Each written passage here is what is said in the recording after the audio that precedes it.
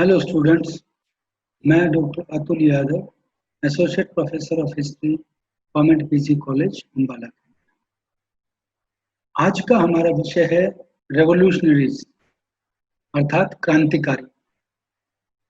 Revolutionaries को जब हम पढ़ेंगे तो उससे पहले हमें कांग्रेस को जब पढ़ रहे हैं तो हमें एक्सट्रीमिस्ट को पढ़ना पड़ेगा और उससे पहले हमें मॉडरेट्स को पढ़ना, अर्थात जब हम एक विचारधारा विशेष को पढ़ रहे हैं तो ये जानने के लिए कि वो विचारधारा विशेष क्यों आगे आई, हमें उसके बैकग्राउंड को जानना आवश्यक है।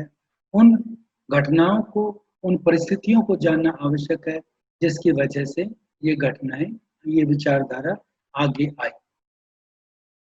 तो जब हम रेवोल्यूशनरीज को पढ़ रहे हैं तो इसके काल को देखना पड़ेगा कि इसका काल कौन सा है, किस समय में ये हो रहा है और उसी समय के दौरान विश्व का परिदृश्य क्या चल रहा है, एशिया का परिदृश्य क्या चल रहा है और भारत में क्या घटनाक्रम चल रहा है। लोगों की अवेयरनेस कितनी बड़ी है, लोगों की शिक्षा कितनी है, अपने अधिकार के प्रति कितने जागरूक हैं और जिस संगठन के अंदर यह विचारधारा आई है उस संगठन की क्या भूमिका रही है। अर्थात वो जो संगठन है, संगठन हम जिसमें पढ़ रहे हैं वो है इंडियन नेशनल कांग्रेस। तो इंडियन नेशनल कांग्रेस की स्थापना क्या है, स्थापना के बाद उसकी विचारधारा उदारवादी रही है, मॉडरेट्स रहे हैं, उसके बाद उसकी उग्र राष्ट्रवादी विचारधारा आ जाती है। वो क्या रही है, अर्थात कि जो मॉडरेट्स की विचारधारा है उस विचारधारा की एवज के अंदर वो विचारधारा समय के अनुकूल आगे नहीं बढ़ रही है तो उग्र राष्ट्रवादी विचारधारा आ रही है। और उग्र राष्ट्रवादी विचारधारा अपने आप को ये बात कहकर कि उदारवादी विचारधारा समय के अनुसार नहीं चल रही थी तो उनके साथ लोग जुड़ेंगे तो वो अपने आप की जस्टिफिकेशन देता है। लेकिन उसके बाद क्रांतिकारी जो आ रहे हैं वो उसके भी बात करते हैं कि जो एक्सट्रीमिस्ट हैं वो भी समय के अनुसार नहीं चल रहे हैं और उनकी कार्य प्रणाली समयानुकूल नहीं है, इसलिए वो आगे बढ़। तो ये 3-4 चीजें हैं जिनको पढ़ने से पहले हमें उसके ऊपर विचार करना आवश्यक है। वही विचार हम इसके अंदर देखेंगे। सबसे पहले हम देखते हैं कि रेवोल्यूशनरीज कौन थे, क्या करते हैं रेवोल्यूशनरीज। तो उस टॉपिक के ऊपर हम आते हैं तो आता है कि जो 1857 ईस्वी के बाद का आंदोलन है उसके अंदर कहीं भी हिंसा नहीं हो रही है। आप देखेंगे कि 1857 से लेके और 1885 में कांग्रेस बनी है तो 57 से 85 तक भी कोई ऐसा घटना नहीं हुई जिसमें 57 जैसा आंदोलन हुआ हो। और 85 के बाद जब कांग्रेस बन जाती है तो असहयोग आंदोलन गांधी जी 1920 में शुरू करते हैं, उससे पहले तक ऐसा कोई घटनाक्रम नहीं है जिसके अंदर वायलेंस हो रही हो, जिसके अंदर हिंसा हो। So there was a revolutionary movement also aimed at winning India independence, involving a lot of young Indian men and women. महिला और पुरुष और युवा शक्ति को देख साथ रख के एक ऐसा रेवोल्यूशनरी क्रांतिकारी आंदोलन चला था जो अपने आधार पर, अपने विचारधारा के अनुसार भारत को आजादी दिलाना चाहता था। They believed that only an armed struggle against the government would deliver India from British rule. British rule से भारत को केवल एक आर्म्ड, एक हथियारों के साथ जो क्रांति होगी वही मुक्त कर सकती है, बाकी उसको मुक्त नहीं किया जा सकता। दे एम्प्लॉयड वायलेंट मीन्स, उन्होंने वायलेंट मीन्स का साथ लिया। They were mainly crushed by the British authorities but they were successful in inspiring many Indians towards the freedom struggle. वो अपने इस आंदोलन में सफल नहीं हुए लेकिन उन्होंने बहुत से लोगों को इस आंदोलन के साथ जोड़ा और इसको और मजबूती प्रदान की। Their stories of heroism and sacrifice for the motherland motivated and continues to motivate people to live and die for the country. उनका जो बलिदान था, उनका जो सहयोग था, उनकी जो कार्य प्रणाली थी, उसने इसको बहुत आगे बढ़ाया और इस आंदोलन को आगे ले जाने में और अपनी बात को आगे बढ़ाने में और लोगों को मोटिवेट करने में बहुत एक महत्वपूर्ण भूमिका निभाई। जब इस चीज को हम देखते हैं तो विद्यार्थियों आप देखिए कि जब हम 1906-07 के बाद इस आंदोलन को पढ़ रहे हैं तो 1885 से लेके और 6-7 तक, या हम इससे भी थोड़ा सा और भी आगे चलेंगे तो कांग्रेस का ही आंदोलन आगे बढ़ रहा है, लेकिन उसके अंदर विचारधाराएं बदल रही हैं। पहले उसके अंदर मॉडरेट विचारधारा थी, उदारवादी विचारधारा थी, फिर एक्सट्रीमिस्ट विचारधारा आई जिसको आपने उग्र राष्ट्रवादी कहा और उसके बाद रेवोल्यूशनरीज आए।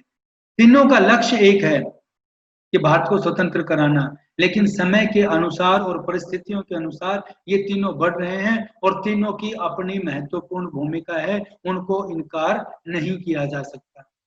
और इतना भी नहीं है कि ये आंदोलन एक ही स्थान पर रह गए, इन्होंने समय समय पर अपने अनुसार इन आंदोलनों को आगे बढ़ाया और ब्रिटिश सत्ता को भी ये सोचने पर मजबूर कर दिया कि भारत के अंदर स्वतंत्रता की जो लहर है, जो देशभक्ति की लहर है, या जो आंदोलन है कांग्रेस के नेतृत्व में, वो बढ़ता ही जा रहा है और उसका स्वरूप भी बार बार चेंज हो रहा है।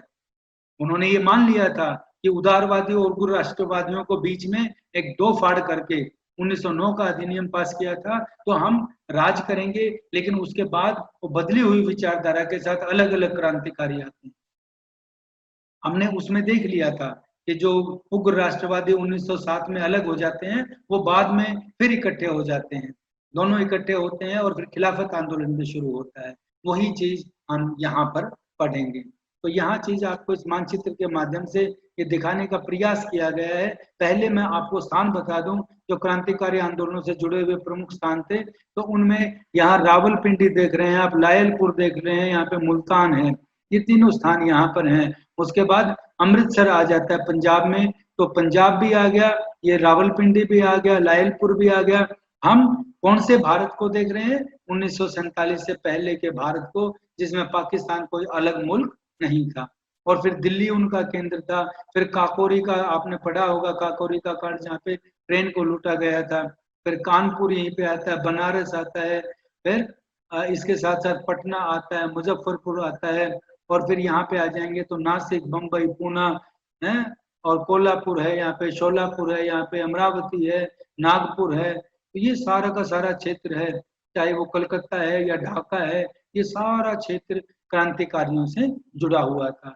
तो यहाँ हमें ये चीज देखने को मिलेगी। आप यहाँ से एक चीज सामने रखेंगे कि जो ये क्रांतिकारी आंदोलन है, जो रेवोल्यूशनरीज हैं, ये रेवोल्यूशनरीज एक क्षेत्र विशेष बम्बई या पंजाब या दिल्ली या पटना या मुजफ्फरनगर या काकोरी या इलाहाबाद इनसे जुड़े हुए नहीं थे, वो संपूर्ण भारत में फैले हुए थे। हालांकि उनकी संख्या कम थी, लेकिन इन्होंने जो अपने राष्ट्रवाद का, जो क्रांतिकारी राष्ट्रवाद की चीज थी, वो सारी जगह पर फैलाई। ये देखने के लिए, इस चीज को आगे इंगित करने के लिए, बताने के लिए यहाँ मानचित्र का प्रयोग किया गया है। फिर उनके कॉजेज क्या थे रेवोल्यूशनरीज के राइज होने के, जो क्रांतिकारियों के? तो सबसे पहले आएगा economic exploitation of India and the Indians. भारतीयों को और भारत का आर्थिक जो एक्सप्लॉयटेशन हो रहा था, वो आता है यहाँ पे। उनकी जो लूट हो रही थी, प्लेग, फेमिन, जो अकाल और प्लेग फैल रही थी, और जो लॉर्ड कर्जन थे, जो 1898 से 1905 तक भारत के वायसराय रहे या गवर्नर जनरल रहे, उन्होंने जो एंटी नेशनलिस्टिक पॉलिसी थी, भारतीयों के विरुद्ध जो नीतियां थी, भारत की राष्ट्र के विरुद्ध जो नीतियां थी, वो आगे बढ़ रही थी। फिर 1905 में बंगाल का विभाजन हो गया था, तो उन्होंने इस चीज को, क्रांतिकारी आंदोलन को आगे बढ़ाने में महत्वपूर्ण भूमिका निभाई। और उसके बाद सामाजिक धार्मिक सुधार आंदोलन, जिन्होंने जीवन के प्रत्येक पक्ष को अपने विचारों में शामिल किया था, प्रत्येक पक्ष को आगे बढ़ाया था। तो उनमें आर्य समाज से स्वामी दयानंद और स्वामी विवेकानंद, ये दो बहुत बड़े हमारे समाज सुधारक हुए हैं, जिन्होंने एक क्रांतिकारी आंदोलन के अंदर भी, जिनकी विचारधारा ने बहुत बड़ी भूमिका निभाई। उसके साथ साथ लिटरेचर, जो साहित्य था, उसका भी इसके ऊपर प्रभाव पड़ा, और वो साहित्य भी बहुत आगे तक इनको लेके गए, इस क्रांतिकारी, इस आंदोलन को आगे बढ़ाने में। जो विचारधारा थी, इस विचारधारा को आगे ले जाने में, बढ़ाने में और मजबूत करने में। और influence of revolutionary movements of the west, जो पश्चिम के अंदर, पश्चिम का जब बात लगाएंगे आप, तो उसके अंदर फिर से मैं आपको बताऊंगा कि 1870 का इटली जर्मनी का है एकीकरण हुआ था, इटली का एकीकरण, जर्मनी का एकीकरण, 1848 की फ्रांस की क्रांति हुई थी, ये आंदोलन हुए थे। उन आंदोलनों ने भी इसमें भाग लिया, इन्होंने अपनी भूमिका निभाई। और फिर 1904-05 में जापान की विजय हुई थी रूस से, और उससे पहले एबिसिनिया से इटली हार गया था। 1902 में इंग्लैंड है वो जापान से संधि करता है। ये चीजें हैं, victory of Japan over Russia, ये पॉइंट्स हैं जिन्होंने इसको आगे बढ़ाया। और इसी कॉज के अंदर आएगा फेल्योर ऑफ स्वदेशी मूवमेंट। भारत के अंदर स्वदेशी आंदोलन चला था, वो स्वदेशी आंदोलन की असफलता के कारण भी आ गया है कि हमारे कुछ जो क्रांतिकारी थे, जो हमारे स्वतंत्रता सेनानी थे, उनकी वजह से ये हुआ। एक विचारधारा के कारण हुआ। रोल ऑफ एक्सट्रीमिस्ट की बात करते हैं, ये जो मैं आपको बता रहा था। फिर वर्ल्ड वॉर 1 का इम्पैक्ट पड़ता है, जो भर्तियां हो रही हैं, गरीबी है। इंडियन काउंसिल एक्ट 1909 का आता है, उसके कारण भी और 1919 के कारण भी। यहाँ मैं आपको बता दूं कि ये सारी चीजें मिला के आपको बताई जा रही हैं। क्रांतिकारी आंदोलन दो स्तरों में चला था, एक गांधी जी के असहयोग आंदोलन के बाद और एक गांधी जी के असहयोग आंदोलन से पहले, यानी 7 से लेके और 1920 से तक, और फिर दूसरा 1923 से लेके आगे तक। फिर इंडियन काउंसिल एक्ट 1919 था, तो 1919 का तो एक्ट था ही था, 1909 के एक्ट से भी ये सेटिस्फाइड नहीं थे। तो ये दोनों चीजें जुड़ती हैं, तो इन एक्ट्स की भी रोल इसके अंदर आता है। फिर जलियांवाला बाग हत्याकांड होता है, वो भी इसको बहुत आगे तक ले जाता है। और यहाँ पे जब महात्मा गांधी इसमें शामिल होने के लिए आते हैं, पंजाब का दौरा करते हैं, तो उन्हें हरियाणा में पलवल के स्थान पर रोक लिया जाता है और पहली बार महात्मा गांधी की वहां पे गिरफ्तारी होती है। और नॉन कोऑपरेशन मूवमेंट चलता है, जो गांधी का असहयोग आंदोलन है, उसने भी इस क्रांतिकारी आंदोलन को जो दूसरे स्तर पर हुआ था उसको बढ़ाने में आप कारण साबित हुए थे, एक रोल प्ले किया। फिर यहाँ पे आती है कि जैसे हमने उग्र राष्ट्रवादियों की जो हमने आइडियोलॉजी पढ़ी थी, विचारधारा पढ़ी थी, वो क्या चाहते थे, ऐसी ही चीज हम क्रांतिकारियों की भी चाहते हैं कि वो क्या है। तो उसकी आइडियोलॉजी में उनके एम क्या क्या थे। तो सबसे पहले उनका एम क्या था, कंप्लीट फ्रीडम। वो पूर्ण स्वराज की बात करते हैं, उसके अलावा वो कोई बात, वो रिफॉर्म्स की बात में नहीं करते, वो सुधारों की बात में नहीं करते, वो संवैधानिक अधिकारों की बात में नहीं करते। उनका डायरेक्ट एक चीज थी कि हमें पूर्ण स्वतंत्रता चाहिए, चेंज इन सिस्टम। वो पूरे के पूरे सत्ता में बदलाव चाहते थे, सिस्टम को परिवर्तित करना चाहते थे।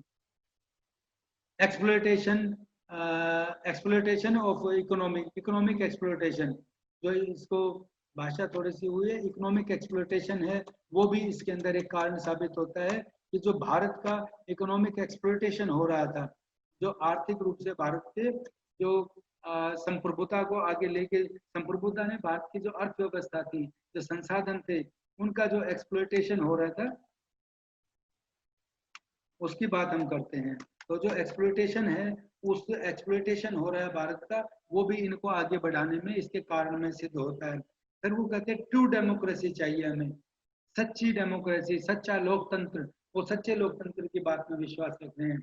इंपॉर्टेंस ऑफ नेशनल वैल्यू, राष्ट्रीय मूल्यों की क्या महत्ता है, राष्ट्रीय मूल्य क्या होते हैं, राष्ट्र क्या होता है, उसके ऊपर वो बात करते हैं। रेस्पेक्टफुल लाइफ की बात करते हैं वो। और फिर improvement in the image of India and Indians abroad, Bharat से बाहर और भारत के अंदर भारतीयों की क्या एक इमेज है, भारतीयों का उस इमेज के ऊपर बढ़ावा देना चाहते हैं वो, कि भारतीयों की इमेज में बढ़ावा हो। अपोजिशन ऑफ इनजस्टिस, जो भारत के अंदर इनजस्टिस हो रहा है, जो हमें जो हमारी न्याय प्रणाली है उसके अंदर हमें न्याय नहीं मिल रहा, उसका विरोध करते हैं वो। In favour of real development, वो विकास की बात तो करते हैं, विकास की बात उदारवादी भी कर रहे थे, उग्र राष्ट्रवादी भी कर रहे थे, लेकिन ये कहते हैं हमें तो वास्तविक विकास चाहिए। वो वास्तविक विकास क्या होता है, उसके ऊपर वो आते हैं। और वास्तविक विकास स्वराज्य से होता है, वो अपने राज्य की बात करते हैं। और एफर्ट्स ऑफ पब्लिक सपोर्ट, वो जन समर्थन की बात करते हैं, लोगों के समर्थन की बात कर रहे हैं कि पब्लिक सपोर्ट के बिना ये चीज नहीं होगी। फिर इनके हम इसी चीज को देखते हुए, उनकी आइडियोलॉजी को, उनकी विचारधारा को देखते हुए ही हम उनके प्रिंसिपल्स की बात करते हैं कि उनके उद्देश्य क्या थे, उनके प्रिंसिपल्स क्या थे। तो दो चीजें हम बात करते हैं इसमें, नेगेटिव और पॉजिटिव प्रिंसिपल्स की बात आती है।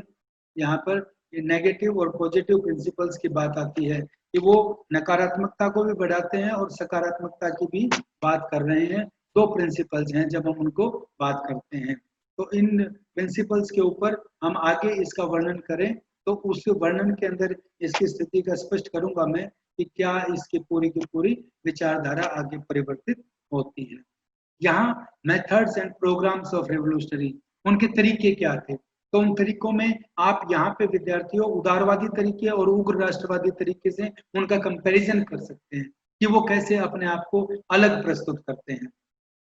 उसमें आता है no faith in constitutional method, वो संवैधानिक सुधारों में कोई विश्वास नहीं करते, वो न ज्ञापन में विश्वास करते हैं, किसी तरीके में वो विश्वास नहीं कर रहे हैं। उनका लक्ष्य केवल एक है कि स्वतंत्र होना, पूर्ण स्वराज और आजादी।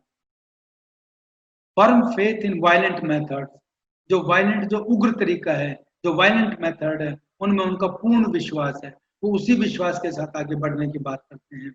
Establishment of secret revolutionary organisations, वो जो सीक्रेट रेवोल्यूशनरी ऑर्गेनाइजेशन होते हैं, क्रांतिकारी संगठन, जिसको आप हिंदी में कहेंगे गुप्त क्रांतिकारी संगठन, बनाने में विश्वास करते हैं, जो गुप्त तरीके से कार्य कर रहे हैं और जिसका किसी को ना पता चले, तो वो गुप्त तरीके से कार्य करने के जो संगठन है उनको बढ़ाने की बात।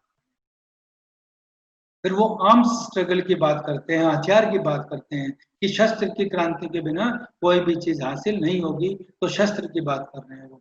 इम्पोर्टेंस ऑफ बम, जो बम यूज होता है धमाके के लिए, तो बम की राजनीति, बम की बात करते हैं वो कि बम एक माध्यम होगा इसमें। Murder of high British officials, एक भय क्रिएट करने के लिए अंग्रेजों के अंदर, अंग्रेजों में एक भय व्याप्त हो जाए और वो भारतीयों के ऊपर जो क्रूएल अत्याचार कर रहे हैं उस अत्याचार से मुक्ति मिले और वो भारत को छोड़ें, तो उसके लिए वो जो बड़े अंग्रेज अधिकारी हैं उनके मर्डर की बात करते हैं। रॉबरी और पॉलिटिकल डेकोइटी, वो लूट की बात करते हैं। जैसे काकोरी के अंदर आपने देखा था कि ट्रेन को लूट लिया था, जिसमें राम प्रसाद बिस्मिल वगैरह शामिल थे। ऐसे ही वो पॉलिटिकल डेकोइटीज की बात भी करते हैं। पब्लिकेशन ऑफ आइडियाज, वो अपने विचारधारा है, अपने विचार हैं, अपनी जो भाषा है, अपने जो उद्देश्य हैं, अपने जो लक्ष्य हैं, उनको पब्लिकेशन की बात करते हैं ताकि और व्यक्ति उनके साथ जुड़े और वो उनकी विचारधारा के साथ मिलें। फॉर्मेशन ऑफ ऑर्गेनाइजेशंस, अन्य संगठनों की बात करते हैं और सबसे बड़ी उनकी बात आती है वो है सेक्रीफाइस, अपने आत्म बलिदान की बात करते हैं, बलिदान के लिए वो आगे रह रहे हैं। फिर हम इनके जो डेवलपमेंट है रेवोल्यूशनरीज का, वो कहाँ कहाँ डेवलपमेंट हुई उसको देखेंगे, तो बंगाल में, महाराष्ट्र में, पंजाब में, इनमें तो बड़े आंदोलन हुए थे। जैसे मैंने आपको मानचित्र दिखाया था यहाँ पे विद्यार्थियों, आप देख सकते हैं उनके मानचित्र के अंदर कि ये मानचित्र में हम सारा का सारा स्थान देख रहे हैं। अब यहाँ पे ये देखिए अमरावती, नागपुर, इलाहाबाद, बनारस, पटना, कानपुर, काकोरी, मुजफ्फरनगर, दिल्ली, शोलापुर, कोल्हापुर, पूना, नासिक, बम्बई, अमृतसर, रावलपिंडी, लायलपुर, मुल्तान, ये सारा का सारा क्षेत्र भरा हुआ है। कलकत्ता, अलीपुर से लेके सारा का सारा क्षेत्र था, लेकिन कुछ बड़े क्षेत्र थे, उन बड़े क्षेत्रों में इनके बड़े आंदोलन हुए थे और बाकी क्षेत्रों में कुछ छोटे आंदोलन हुए थे। तो ये तो बड़े क्षेत्र हैं और मद्रास, दिल्ली, यहाँ पे आर्म्स स्ट्रगल हुआ था। फिर इसके साथ साथ ये तो भारत की चीज है, ऐसे ही क्रांतिकारी विदेशों में भी हुए, जिनमें आप जिनका नाम लेंगे, श्यामजी कृष्ण वर्मा, मदन लाल ढींगरा, सरदार सिंह राणा और मैडम भीकाजी कामा, और इनके अलावा लाला हरदयाल ने अमेरिका के अंदर एक गदर पार्टी बनाई थी और गदर नाम का अखबार भी प्रकाशित किया था, और उन्होंने कहा था कि सभी लामबद्ध हो जाओ, मुल्क की आजादी और मुल्क को स्वतंत्रता दिलाना उनका अधिकार है। और इन्होंने फिर गदर आंदोलन भी किया था, गदर न्यूज़पेपर भी बनाया था, और ये सारी घटनाओं से मिलके, अर्थात यहाँ आपको बताने की बात है कि भारत की आजादी के लिए न केवल भारत अपितु विदेशों से भी संघर्ष हुआ था। ये चीजें हमने पढ़ी हैं जो वर्ल्ड वार तक सीमित थी या वर्ल्ड वार के होने तक चीजें थी, ये हो रहा था। फिर इसी क्रांतिकारी आंदोलन का हमारा दूसरा चरण आता है। इस दूसरे चरण को जब हम देखेंगे तो ये 1924 से और 1933 के बीच होता है। यहाँ पे स्टूडेंट्स आपको एक चीज देखने की थी कि यहाँ पे जो राष्ट्रवाद आ रहा है वो राष्ट्रवाद ब्लाइंड नेशनलिज्म है, जिसको अंध राष्ट्रवाद की बात आप कहते हैं। अंध राष्ट्रवाद कौन सा था? जो आप देखिए कि समय के अनुसार चीजें आ रही हैं। 1919 में जब विश्व युद्ध खत्म होता है तो उस विश्व युद्ध की जब संधि होती है तो संधि में जर्मनी को बहुत बुरी तरीके से सप्रेस कर दिया जाता है, निचोड़ दिया जाता है, अत्याचार होता है उसके ऊपर। और जब जर्मनी पे अत्याचार होता है तो उस अत्याचार के प्रति जर्मनी पे पाबंदियां भी लगाई जाती हैं। तो जर्मनी की उस स्थिति के लिए वहां की लोकतंत्रीय सरकार को जिम्मेदार माना जाता है। और वहां पे फिर एक क्रांतिकारी नेता उभरता है जो ये बातें कहता है कि मैं तुम्हें संघर्ष कराऊंगा, और जो लोकतंत्रीय सरकार है, गणतंत्रीय सरकार है, इसकी वजह से जर्मनी के ये हालात हुए हैं। और वो नेता उनका बनता है हिटलर।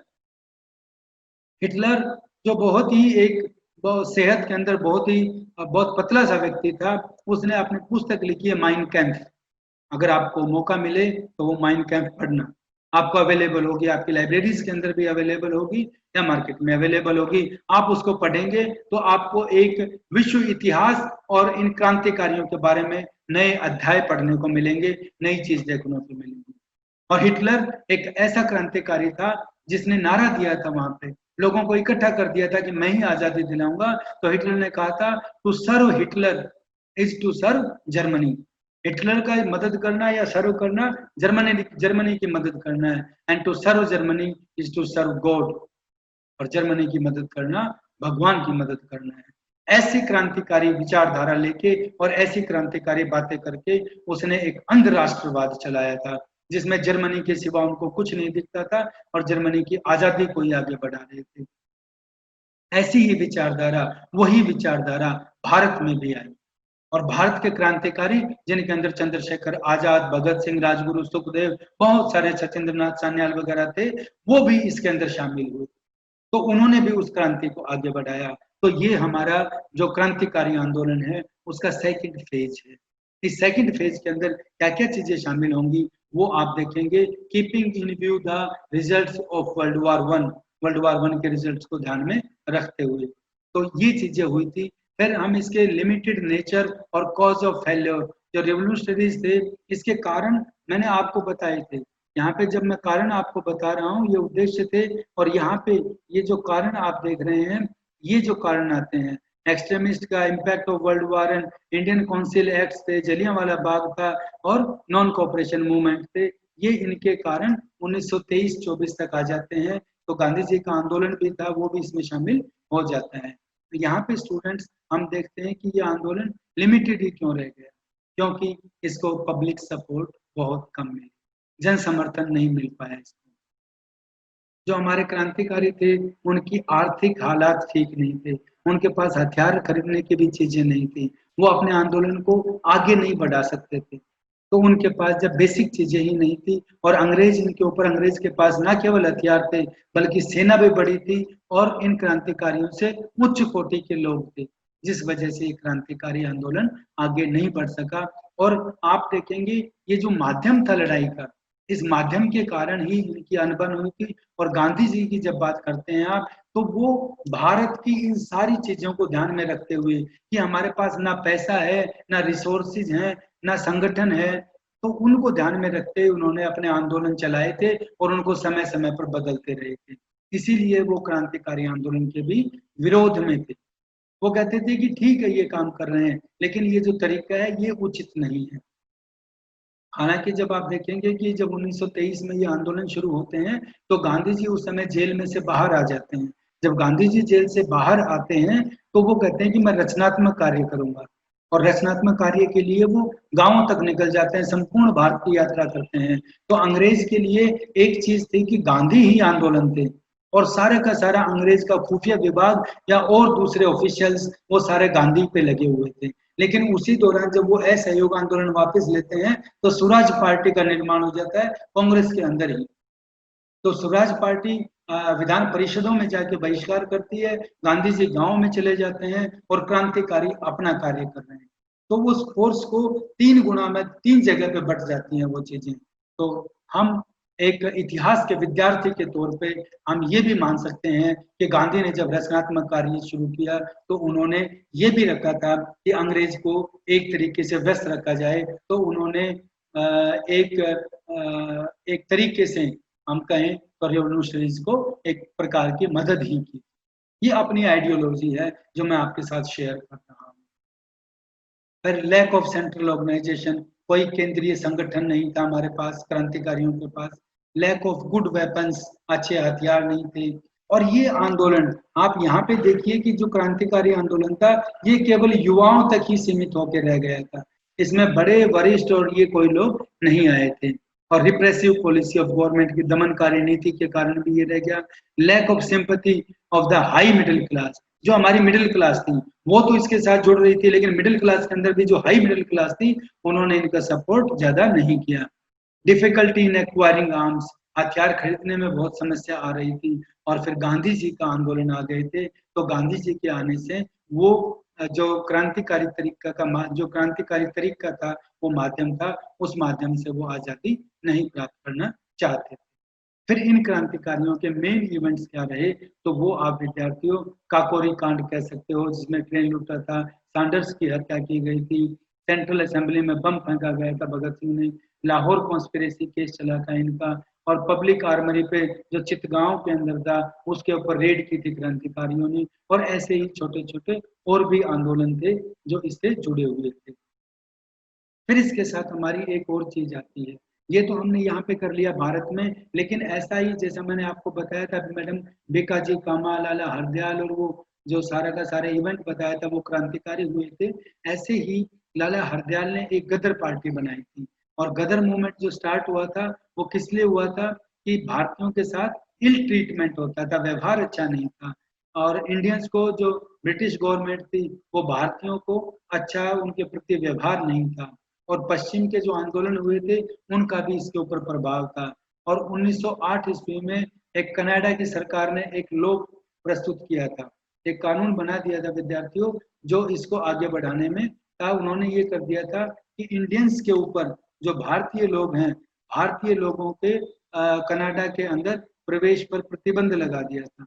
वो प्रतिबंध लगाने से एक घटना ये हुई थी कि वहां पे भारतीयों का प्रवेश बंद हो गया, तो वहां पे नियम बना दिया गया, और उस नियम के कारण भारतीयों का प्रवेश वहां पे रुक गया। तो प्रवेश रुकने के कारण एक और घटना हुई कि लोग वहां से आने जाने में और वहां के आंदोलन के अंदर एक दिक्कतें दिक्कतें सामने आने लगी, जिस वजह से ये आंदोलन हुआ।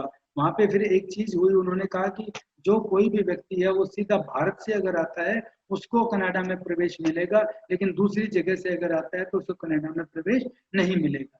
तो ऐसे ही चीजें ये 1908 की हुई थी। फिर कामागाटा मारू का इंसिडेंट आपने पढ़ा होगा, या आप देखेंगे जो जहाज भारत से चला था वो कनाडा तक गया, और कनाडा में उसको फिर उतरने नहीं दिया गया लोगों को, और वो कनाडा से वापस कलकत्ता आ गया, तो कितने लोगों की वहां पे मौत हुई थी, और वो कैसे फिर गदरी मूवमेंट बन गया। ये चीज है। और वाई गदर मूवमेंट फेल्ड, उनके ऑर्गेनाइजेशन में कमी थी, लोगों का सहयोग नहीं था, उनकी पॉलिसी जो थी, उनको अपनी नीतियां थी वो उनको गुप्त नहीं रख पाए, उनके संसाधन बहुत कम थे, और ऐसे ही दूसरे कारण थे जिसकी वजह से वो गदर आंदोलन फेल हुआ। तो विद्यार्थियों, ये जो आज हमने डिस्कस किया है कि जो क्रांतिकारी आंदोलन था, ये कांग्रेस का ही एक जो पार्ट था, जिसके अंदर हम जो इसको पढ़ रहे थे, उदारवादी और उग्र राष्ट्रवादी, उन जो स्टेप्स उन्होंने लिए थे उनके अंदर समय के अनुसार बदलाव करने के लिए ये क्रांतिकारी उस विचारधारा के विरोध में आए थे, और उन्होंने अपनी एक नई विचारधारा खड़ी की थी। वो चीज यहाँ पे हमने देखी है, और ये समय के अनुसार आप देखेंगे कि किस तरीके से पश्चिम में बदलाव हो रहा था, उसी को आधार बनाकर ये आंदोलन होता है। हमारा अध्याय ये यहीं तक था कि किस तरीके से क्रांतिकारी आंदोलन आगे बढ़ा। आपका बहुत बहुत